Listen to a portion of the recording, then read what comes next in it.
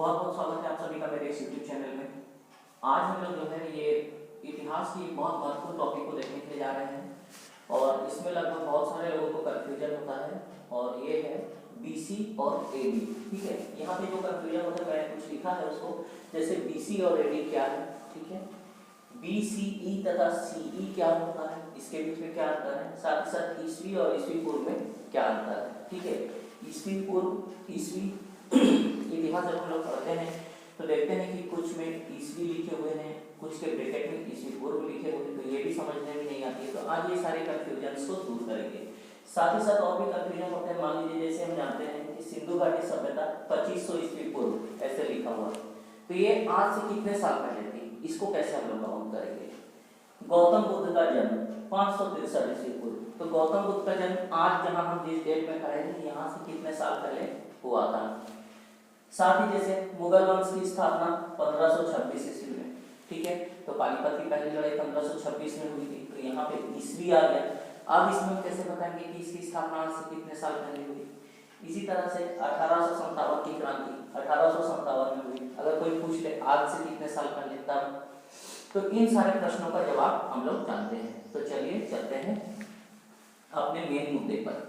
तो इसको जानने के लिए सबसे पहले हम लोगों को जानना होगा बीसी और एडी का अंतर। ठीक है, तो ये देखिए मैंने एक नंबर लाइन बनाया है।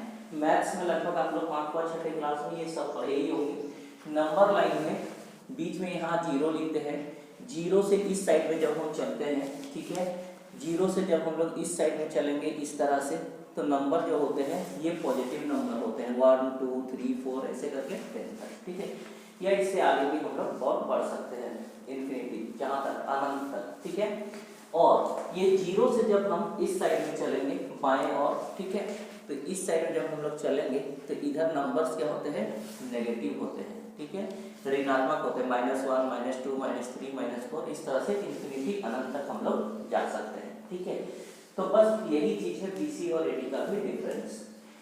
बीसी का सबसे पहले जो शाब्दिक अर्थ होता है ये होता है बिफोर क्राइस्ट। ठीक है, बिफोर क्राइस्ट का मतलब होता है ईसा मसीह से पहले। ठीक है, यानी ईसा से पहले, बिफोर क्राइस्ट। ठीक है, बिफोर क्राइस्ट।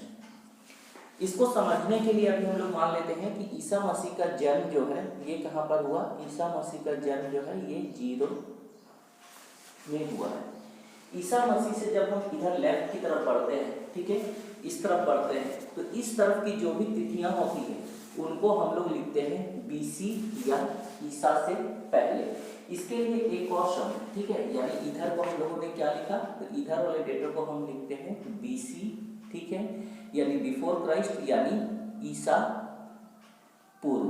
ठीक है, ईसा पूर्व। इसी के लिए एक और कॉमन टर्म यूज करते हैं BCE, BCE, before common era. ठीक है, तो BC BCE या ईस्वी पूर्व लगभग एक ही चीज है। जब हम जीरो से इस तरफ बढ़ेंगे तो हम लोग ईस्वी पूर्व या BCE का यूज करेंगे। जैसे सिंधु घाटी सभ्यता, सिंधु घाटी सभ्यता आज से 2500 ईस्वी पूर्व थी, तो हम लोग इस तरफ जाएंगे, है ना। तो ये 100 मान लीजिए, 100 200 300 400 500 ऐसे करते करते 2500 तक चले जाएंगे। ठीक है, अब समझते हैं एडी।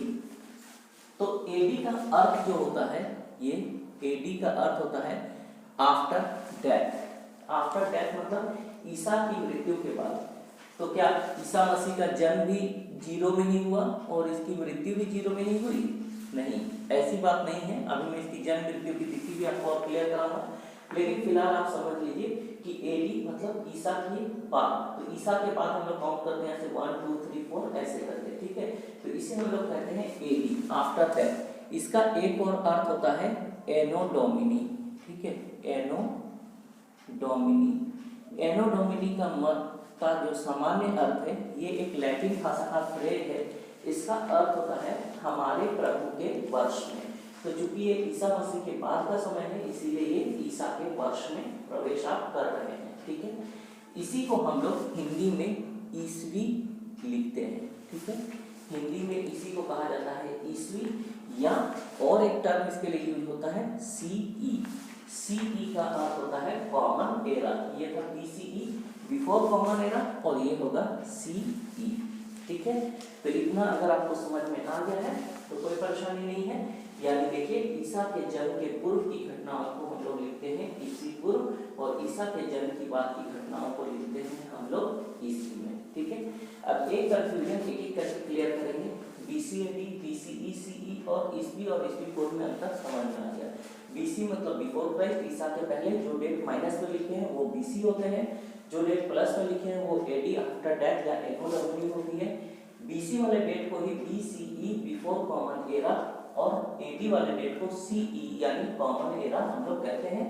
इसी को हम लोग जो BC है BCE है इसी को हम लोग ईसवी पूर्व भी कहते हैं और AD वाले डेटों को भी CE वाले डेटों को भी हम लोग हिंदी में ईसवी कहते हैं और इधर वाले डेट जो होते हैं ये प्लस में होते हैं। ठीक है, तो इतना कंफ्यूजन क्लियर हो गया। अब हम लोग चलेंगे ये सारे को काउंट करेंगे कि नंबर लाइन में हम इसको कैसे काउंट करेंगे। अगर कोई पूछ ले सिंधु घाटी सभ्यता आज से कितने साल पूर्व थी, तो चलिए चलते हैं। तो आइए सबसे पहले ईसा मसीह वाला कंफ्यूजन को क्लियर करते हैं। ठीक है, ईसा मसीह जो है, ईसा मसीह का जन्म जब हुआ था, ईसा मसीह का जन्म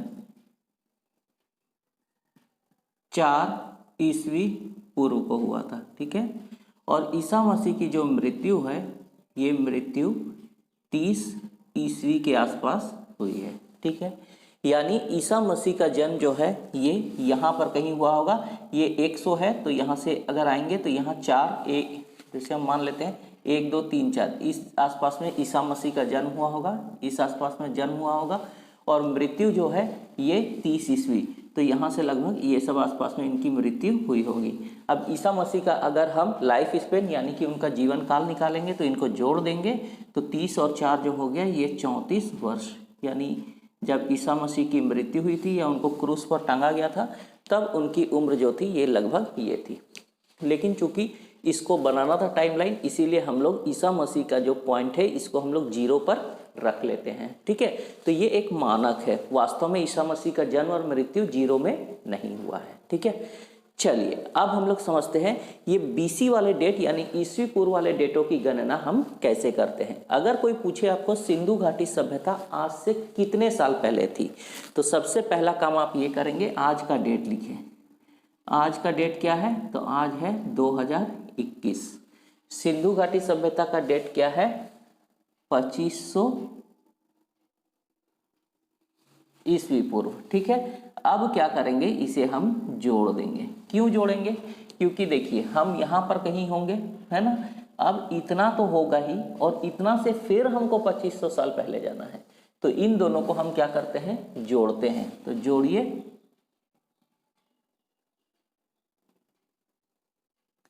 यानी 2021 से 4521 वर्ष पुरानी सभ्यता है सिंधु घाटी सभ्यता। ठीक है, अब दूसरा चीज आपको निकालना है, गौतम बुद्ध का जन्म 563 ईस्वी पूर्व में हुआ था, तो गौतम बुद्ध का जन्म 2021 यानी आज से कितने वर्षों पूर्व हुआ था। ठीक है, तो गौतम बुद्ध का जन्म आप इससे निकाल सकते हैं। तो इसमें आपको क्या करना है, 2021 आप ले लीजिए, ये जो आपका 2021 है और इसी में आप फिर से इसको ऐड कर दीजिए। कितना को ऐड करना है, तो 563 को।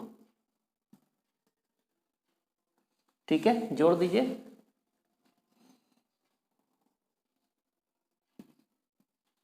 यानी गौतम बुद्ध का जो जन्म है आज से 2584 वर्ष पूर्व हुआ था। ठीक है, तो इसमें भी कोई परेशानी नहीं। अब अगर हमको ईस्वी वाली तिथियों को निकालना है, मान लिया कि मुगल वंश की स्थापना पानीपत की पहली लड़ाई के बाद 1526 में हुई थी, तो ये पानीपत की पहली लड़ाई या मुगल वंश की स्थापना भारत में आज के डेट से कितने वर्ष पूर्व हुई थी। तो आज का डेट हमारा कितना है, तो आज का डेट हमारा है 2021। आज से कितने साल पहले, तो 1526 में हुआ था ना। तो इसको निकालने के लिए हम लोग क्या करेंगे, सीधा सीधा इसको माइनस कर दीजिए। जब आप माइनस करेंगे तो कर कीजिए माइनस, आप लोगों को पता चल जाएगा कितना होगा यहाँ पे।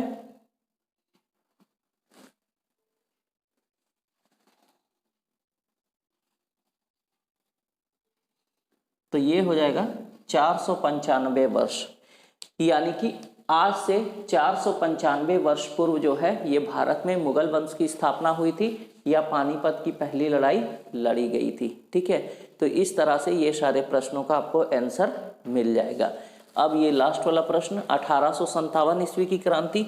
तो 1857 की क्रांति के लिए हमें यही करना होगा, इसमें फिर से हमको क्या करना है, यहाँ से हमको माइनस कर देना है। ठीक है, किसको माइनस करेंगे, तो आज का डेट है हमारा 2021, इसमें से हम माइनस करेंगे 1857 को। ठीक है, तो 1857 को जब हम लोग माइनस करेंगे तो कितना आ जाएगा यहाँ पर, तो यहाँ पर आ जाएगा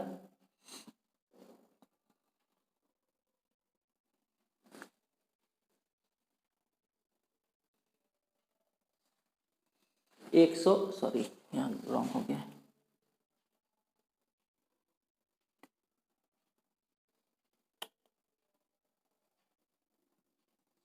चलिए 7 और 4 11। ठीक है, तो ये हो जाएगा 164 वर्ष, यानी कि आज से 164 वर्ष पूर्व जो है ये 1857 की क्रांति हुई थी। इसी तरह से आप किसी भी डेट को निकाल सकते हैं, यानी कि फॉर्मूला ये हो गया कि अगर आपको ईस्वी पूर्व के तिथियों की गणना करनी है, आपको ईस्वी पूर्व को गिनना है तो आप प्लस करेंगे आज के डेट में, ईस्वी पूर्व में गणना करना है तो आप प्लस करेंगे आज की डेट में, और ईस्वी की गणना करनी है तो आज के डेट से उसको आप क्या करेंगे, माइनस करेंगे।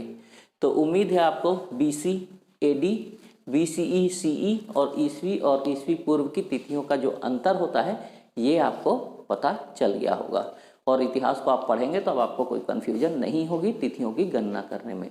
तो चलिए इसी उम्मीद के साथ आज के इस वीडियो का एंड करते हैं, मिलेंगे अगले क्लास में, तब तक के लिए थैंक यू वेरी मच।